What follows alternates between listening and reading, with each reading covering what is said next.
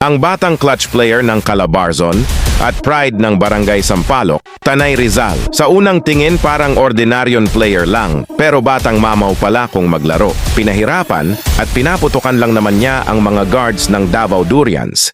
He drains 4 3-pointers, including the clutch 3 sa under 2 minutes ng laro. At nagpakawala pa siya ng pull-up jumper para siguraduhing selyado ang kanilang panalo sa finals game. Siya nga pala si Ali Matthew Mamawag, ang cold-blooded scorer ng Calabarzon. Tara, at ating panoorin ang kanyang buong highlights. Di ko alam kung bakit, puro na lang pasakit. Di ko alam kung bakit. Di ko alam kung bakit, laging tanong ni bakit. Di ko alam kung bakit. Di ko alam kung bakit, puro hirap at galit. Di ko alam kung bakit. Just sabay-sabay. 1, 2, 3. Kayo po. Lakasan, lakasan nyo. Tumayo, tumayo, bring it on yo.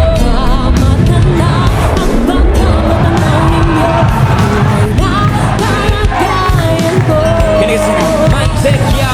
Yung tao po, nandiyan po ba kayo sa loob namin?